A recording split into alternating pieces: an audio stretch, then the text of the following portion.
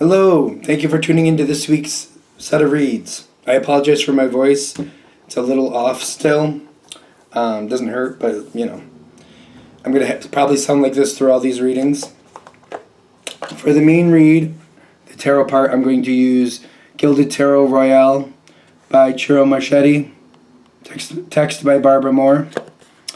At the bottom here is the social media information, and there's a llewellyn.com if you want to find the information.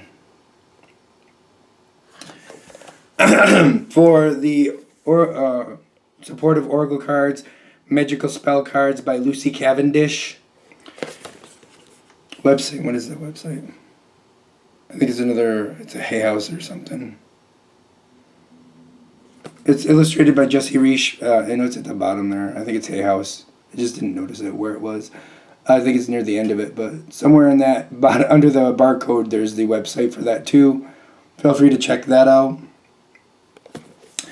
And the dice, I use a 22-sided dice. It doesn't have a 0, but it has a 22 for the major arcana. I just used 22 for the Fool. And I have a 14-sided dice for the minor arcana, and a 4-sided dice to choose the element. And that's from, is it Math Art Fun? MathArtFun.com.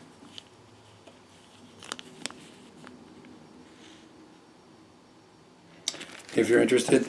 I also had some other dice. I don't think any of these dice are from this anymore, but I'll throw this up there.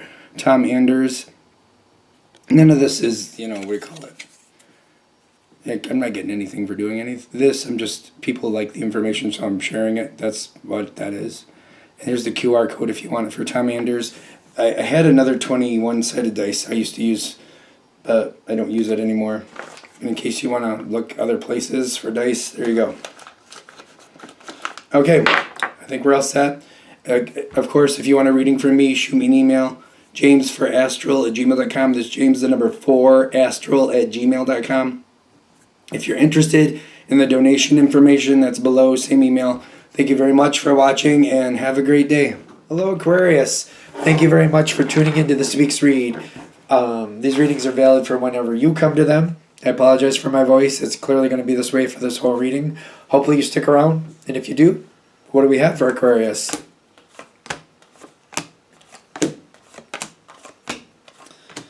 Alright, so double cards there.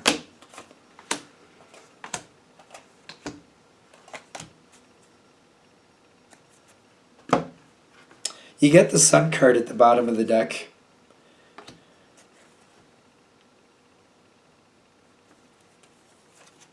I feel like I'm ready for this. What does that mean?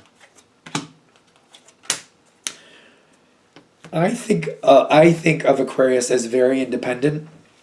Very independent. If people don't like you, all right, then they don't like you, and you can move on. Or you can work around that. You're fine. I'm getting, there's a good connection with somebody. But there's something about this energy, every now and then it just kind of fades to the side, then it comes back, then it fades to the side, then it comes back. I feel like that doesn't bother you.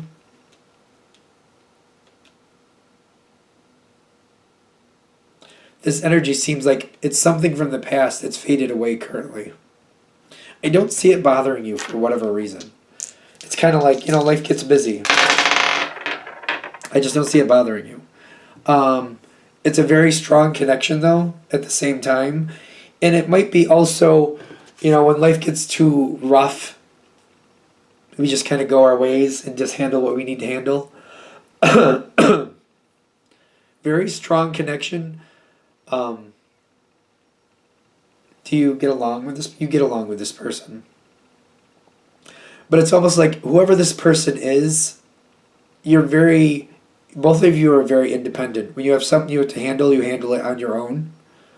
I feel like you handle it on your own. That's just how it is. I feel like that's preferable. I don't feel like that's a bad thing. I feel like that's what each of us like. When I need to fix what I need to fix, I don't want other people involved. I'll handle it the way I want to handle it. Um, okay. This energy seems to be coming back in fairly soon. Something didn't go right for them. And I feel like for some of you, maybe this is a long-standing friendship. Maybe they're going through a divorce.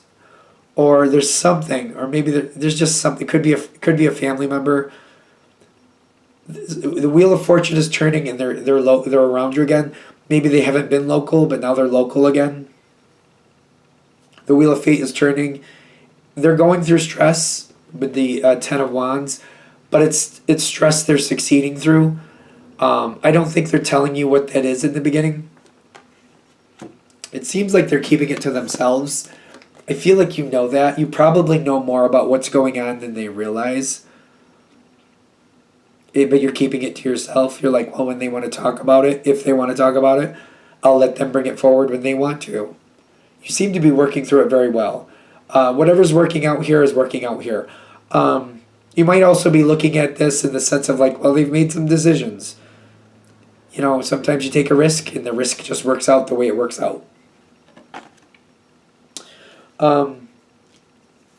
Even though they're going through stress, they're coming back into your life very strong.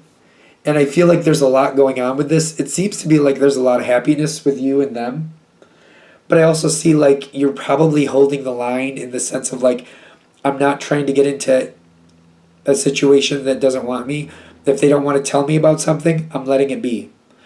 If they just want to hang out with me and just like, watch movies and eat popcorn, then that's what we do. And that's okay. They don't have to tell me anything they don't want to. I feel like I'm at peace with that. I know that they have their life under control. They're making their decisions. You're really enjoying the time with them. And I feel like the fact that you're not getting involved in their business, I feel like that's the smart thing right now. They're doing what they need to do. You're a good connection. You're part of that connection in life they need to where they just feel good about themselves again. They may have made some decisions that were mistakes. They may have created their own situation more than it looks, and you probably know that. I feel like you know this person enough, kind of like they kind of make their own bed, and sooner or later they have to lie in it. But you're not calling them out on anything. You don't feel like you need to. And they seem to be comfortable with that. This is just like a stress relief. This is a moment where they need to regroup and decide what they're going to do. Also, whatever's going on is going on. Whatever's happening is happening. It's already set in stone. It does feel like it's set in stone with the King of Pentacles here. They got to work through what they got to work through. That's on them to work through it. No blame in like who did what. Not like that. But in the sense of like they have a pile of work in front of them that they have to get through. That's for them to get through. You're just, at this point, a good connection where they can enjoy life or they can relax a little bit and get like a little break away from what they have to correct. Are you stressed about this is a good question.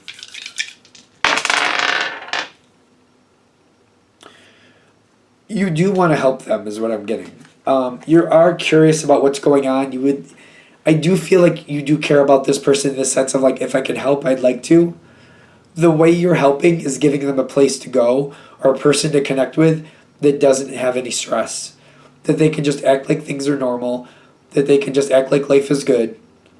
And that's what they want from you right now. Just to have a place, a touch point where they can be like, life is good, everything is fine. Even though it's really not. They want to be connected with somebody where they don't feel like they have to deal with this pain again or in another level. Like they don't want to be reminded. So you not bringing it up is a good thing. So, what's coming after this? Is this going to change or is this how it's staying is a good question.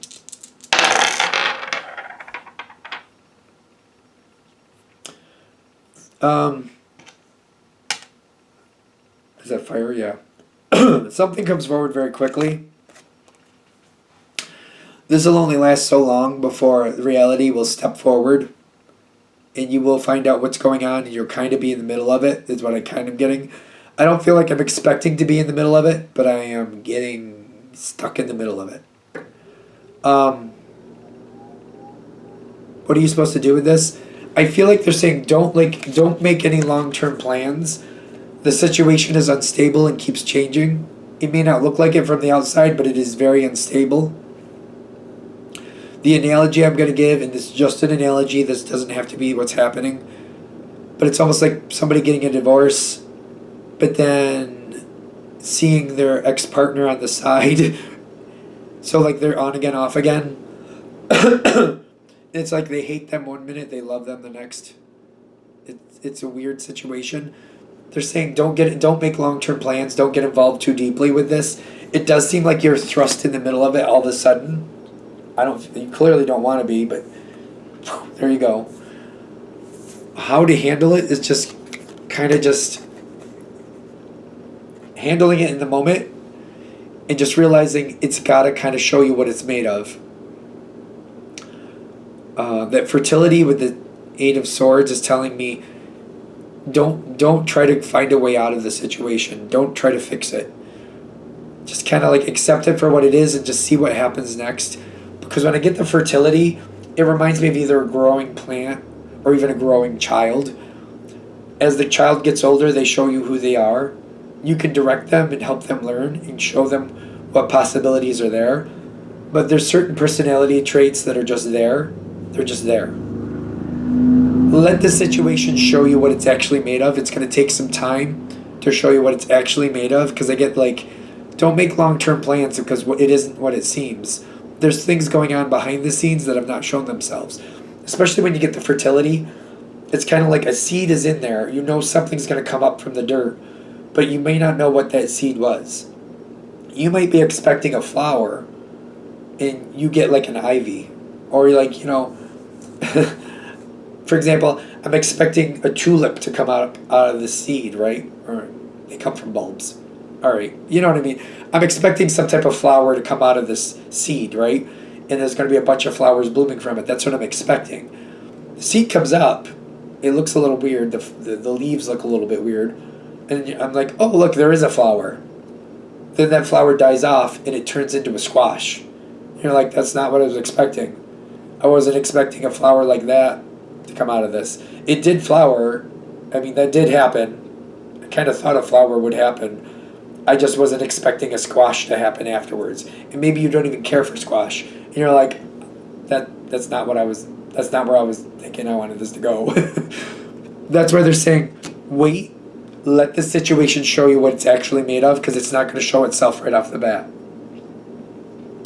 When you find out what the situation is actually made of, which, give it time. Give it time. I'm getting like, I'm not going to be completely upset, but I'm not really going to like it. I'm not going to be devastated. You're not devastated, but you're not liking it at the same time. You're kind of like, oh, that's what that is. It's very random. There's a lot of random energy. The Wheel of Fortune shows up again. There's a lot of conflict. Try not to get too deeply involved, ironically.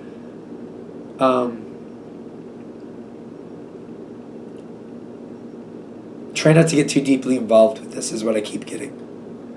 I don't know how that sounds other than there's a lot of conflict and things are not stable. It seems like it's going this way, then it goes that way. And it's kind of like, it's almost like, all right, it's a squash. Let me see what I can do with that squash. It looks like I'm going to get 5 squash from this plant, just for argument's sake. And it's like, okay, that's what we're going to do. And then all of a sudden a blight comes through and like, oh, now we have no squashes because it just died. It's dead. So, okay, that didn't work. So it's like saying, just don't make plans for it. Don't try to get too deeply involved. Just keep watching and just keep holding back and seeing what comes next. This is a situation overall. Just wait and see what happens next. Because what I'm also getting is like you're going to be left here out in the cold again. This is the Page of Swords. It's not really an out. I feel like my connection is going to be diminished later. Aquarius is a front player, a leader energy. I just feel like I'm being left in the background at some point. Later on, when things get really heavy, this energy is going to kind of remove you from the situation. I feel like they're going to go back to the background again. They're going to go into the way background. So you're not going to be that connected to it later anyway. So if you got yourself knee deep in the situation, the connection you have is going to kind of dissipate or go away for a while. And then you're going to be like, why am I doing this? Why am I a part of this? Like, why am I even a part of this? So I feel like that's what they're saying. Don't get too deeply involved in this. It's going to seem like you should. I'm getting don't. Because at some point, this energy is going to pull back again. And then it's going to be like, wait a minute, I'm knee deep in this. And the reason I got knee deep in this has walked away. Why am I knee deep in this? Why did I do this to me? Now I'm stuck in this situation I have to get myself out of. And the reason I got involved has walked away. Like, what's up? That's why that's the advice for this situation. Don't get sucked into it. Don't get sucked into it. All right, I think we're there. I'm going to shut this down here. I hope that helps. Thank you for watching. If you'd like a direct reading from me, shoot me an email, jamesforastral@gmail.com. James, the number 4, astral@gmail.com. If you're interested in the donation information, that's below, same email. Thank you for watching. Have a great day.